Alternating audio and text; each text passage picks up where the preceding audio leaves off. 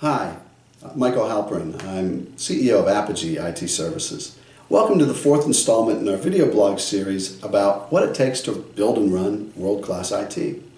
In our first session, we talked about the components of world-class IT, the staffing, the processes, the tools, the infrastructure, and the management that it takes to build and operate that kind of a function. In our last installment, we talked about the most important part, the team, because the people are always the most important part of any operation.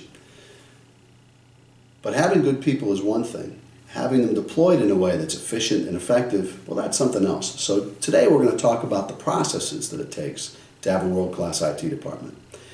At a high level, there's three kinds of processes. There's reactive support, there's proactive support, and there's what we call change management. Now, the reactive support is the thing that takes up a lot of time in an IT department. It's responding to things that have happened. Something stopped working, something's working differently than it used to, not in a good way. Some kind of a symptom has presented itself. So what you need to do in reactive support is first you need to capture it, and that may be a user letting us know that there's an issue, or it may be an alert that we get from an alerting system that we have in place. Once we've captured it, then it needs to be logged into some kind of a database, a ticketing system or another database. Then it's about resolving the issues. Now there's processes you need to build around that too. So for instance, you need to put boundaries around it. Maybe you've got a senior level tech and a lower level tech.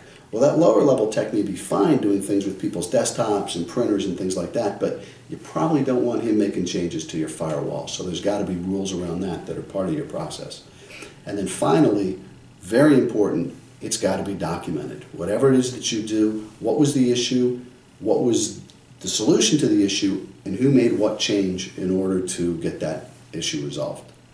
So that's the reactive process. The proactive process is also very important.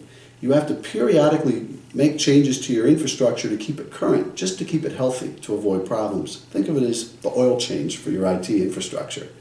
Now, most of these things are really not that hard to execute, but what is hard is actually getting to do them, because there's so many reactive issues that come up in an IT infrastructure that, well, I know I need to do that proactive thing, but we'll get to it tomorrow. Well, after a while, those tomorrows start to stack up, and pretty soon the IT infrastructure gets shaky, and what does that mean? More reactive issues, which means it's even harder to get to the proactive stuff. So when you're building your processes for proactive support, yes, you do need to have a good process for how you execute those updates, but you also have to have a good process for making sure that you do them. Now, when you're executing those things, what you're going to do is you're going to log it, you're going to log what you did, you're going to log the change, you're going to document everything that you did, and you're going to write down the things that need to be done the next time around so that you've got a good log to go by the next time you're going to do your proactive change. The third process is the hardest, and that's change management. Now, a change to your infrastructure could be prompted by a roadmap issue, like my server's old and needs to be replaced, or it may be my server disk is getting full and I need to upgrade that. It could be a reactive issue that says, oh, in order to resolve this, we have to make a change to the infrastructure. Or it may be one of those proactive maintenance things that we just talked about. Whatever it is, beware of the law of unintended consequences.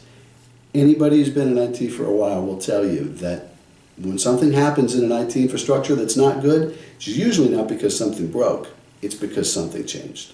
So the most important part of change management is planning, because in IT, change equals risk.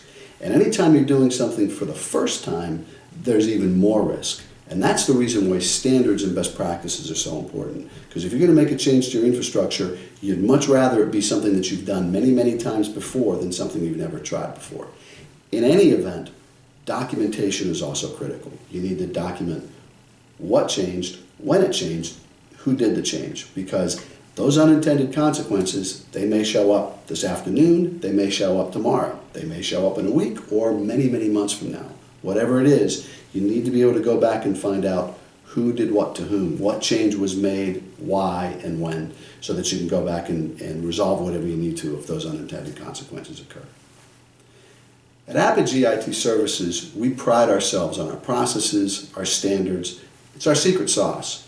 We do the same things over and over again in documenting everything that we do in our industry-leading documentation system. It's the Apogee way. We perform Pre-scheduled maintenance, we make sure that everything stays within best practices, even as those best practices continue to evolve, because they do change over time. Finally, we're planners.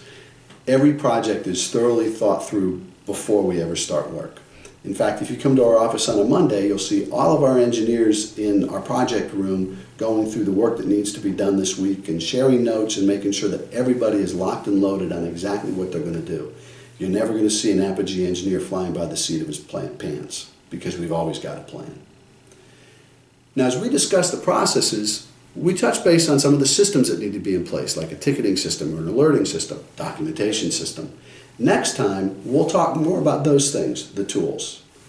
In the meantime, feel free to look around our website, view the other chapters of our video blog, or just give us a call at 844-927-6433. Thanks for tuning in.